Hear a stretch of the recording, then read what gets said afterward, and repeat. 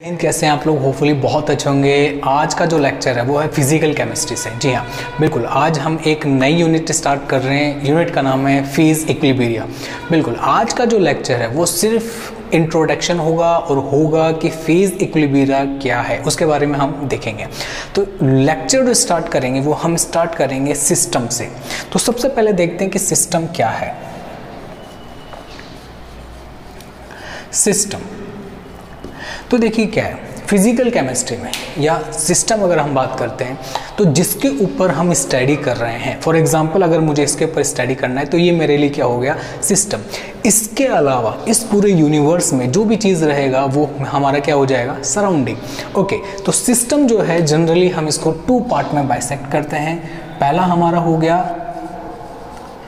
Homogeneous system और second हमारा क्या हो गया, बिल्कुल हेट्रोजीनियस सिस्टम। तो हमने क्या बोला कि भाई सबसे पहले हमें पता होना चाहिए सिस्टम क्या है। जिसके ऊपर हम स्टडी कर रहे हैं वो हमारा सिस्टम। ओके, सिस्टम मेनली दो पार्ट में हमने इसको बाइसेक्ट किया। First is homogeneous, second is heterogeneous. Okay, अब बात करते हैं कि होमोजीनियस या हेट्रोजीनियस सिस्टम क्या है। तो सुनिए, homogeneous system consists one phase,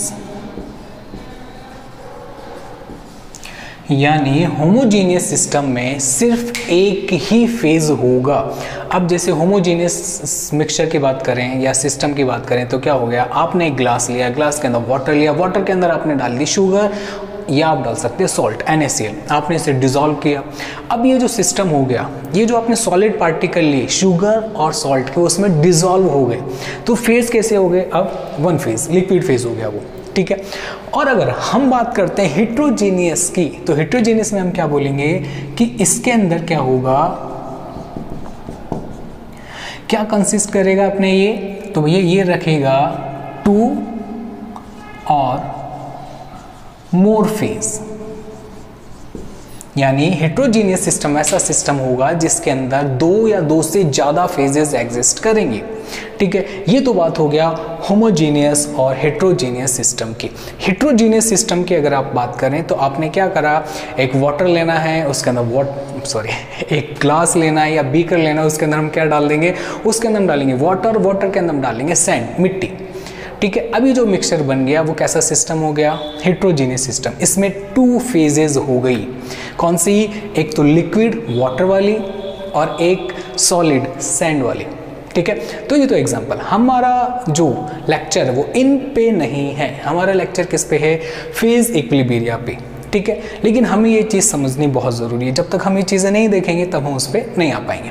चलो अब नेक्स्ट बात करते हैं आगे, क्या कि होमोजीनियस जो सिस्टम है और हेट्रोजीनियस सिस्टम है, अगर हम इनकी स्टडी करते हैं, जैसे अगर मैं बात करूं सिस्टम, अब ये होमोजीनियस सिस्टम को मैं किस लॉ से पढ़ सकता हूँ, किससे स्टडी कर सकते हैं, तो इसके लिए हमें स्टडी करने के लिए क्या देखना पड़ेगा, हमें देखना पड़ेगा लॉ ऑफ मास एक्शन। क्या देखना पड़ेगा, लॉ ऑफ मास एक्शन। इसकी हेल्प से हम होमोजीनियस सिस्टम को स्टडी कर सकते हैं। Okay okay, done. नेक्स्ट अब बात करते हैं हेट्रोजीनियस की। हेट्रोजीनियस सिस्टम को हम दो तरीके से स्टडी कर सकते हैं। फर्स्ट इज बिल्कुल फेज इक्विलिब्रियम,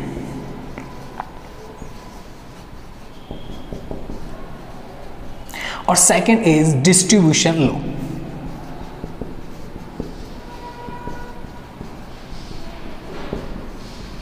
क्या बोला कि होमोजीनियस जो सिस्टम है उनको हम इससे स्टडी कर सकते हैं। किससे स्टडी कर सकते हैं हम, हाँ, लॉ ऑफ मास एक्शन से, ये हमने पढ़ा है। ठीक है, अब बात करते हैं कि हेट्रोजीनियस अगर सिस्टम है, अगर हमें उनके बारे में स्टडी करनी होगी तो हम किसकी हेल्प कर लेंगे, फेज इक्विलिब्रियम और डिस्ट्रीब्यूशन लॉ की हेल्प लेंगे। ठीक है, अब सुनिए, जितने भी फेज इक्विलिब्रियम जो है हमारा या फेज रूल जो है हमारा, वो सभी हेट्रोजीनियस जो भी सिस्टम है सब पे एप्लीकेबल होगा, कोई भी एक्सेप्शन नहीं है, ध्यान रखिएगा। यानी हमारा जो है फेज लॉ है सारे के सारे हेट्रोजीनियस सिस्टम पे एप्लीकेबल होगा। ठीक है, अभी तक हमने जो पढ़ा वो क्या था, ये हमने बेस क्लियर किया है किसके लिए, बिल्कुल फेज इक्विलिब्रियम के लिए। अब हम देखते हैं कि फेज इक्विलिब्रियम एक्चुअल में है क्या। अब हम देखते हैं कि फेज रूल एक्चुअल में है क्या। तो फेज रूल आपके सामने है, देखते हैं सबसे पहले कि क्या बता रखा है इन्होंने बता रखा है इन ए हेट्रोजीनियस सिस्टम। हमने बोला था हेट्रोजीनियस सिस्टम के लिए ही हम इसे यूज में लेंगे। ठीक है, in a heterogeneous system in equilibrium के अंदर होना चाहिए। ठीक है, the number of degree of freedom plus the number of phases is equal to the number of the component plus 2। क्या बोल रहा है, ये रहा F is a number of freedom plus P क्या बोल रहा है, number of phases is equal to C number of component plus 2। ठीक है, तो ये हो गया हमारा क्या, फेज रूल। ये है हमारा फेज रूल, यानी किसी भी सिस्टम में जो कि हेट्रोजीनियस है उसके इक्विलिब्रियम में F number of freedom plus क्या है आपका number of phases is equal to C plus 2। C क्या है, नंबर ऑफ कंपोनेंट। ठीक है, F4 बिल्कुल डिग्री ऑफ फ्रीडम, P4 बिल्कुल number of phases and C4 number of component and plus 2। तो इसकी हेल्प से हम फेज रूल जो है क्या कर सकते हैं, एप्लीकेबल कर सकते हैं हेट्रोजीनियस सिस्टम के अंदर। तो हेट्रोजीनियस सिस्टम समझने के लिए फेज रूल समझने के लिए सबसे पहले हमने क्या किया, सिस्टम देखे, सिस्टम 2 टाइप के थे, उनको होमोजीनियस हेट्रोजीनियस को अलग अलग देखा। फिर हमने देखा कि होमोजीनियस सिस्टम को जब हम स्टडी करते हैं तो कौन सा लॉ देखते हैं, लॉ ऑफ मास एक्शन देखते हैं। लेकिन हेट्रोजीनियस सिस्टम को अगर हम स्टडी कर रहे हैं तो हमें फेज रूल देखना पड़ेगा, और एक कोर रूल है कौन सा, डिस्ट्रीब्यूशन लॉ भी हम देख सकते हैं। अब सुनिए कि ये जो रूल था ये गिब्स ने दिया था। ठीक है ना, गिब्स फेज रूल भी अपन देखते हैं बुक्स के अंदर। ठीक है, इसलिए तो होपफुली आपको ये समझ में आया होगा, और कोई भी प्रॉब्लम हो तो आप कमेंट कर सकते हैं।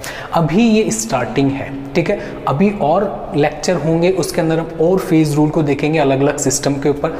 ठीक है, तब तक बने रहिए मेरे साथ, हंसते रहिए, मुस्कुराते रहिए। जय हिंद।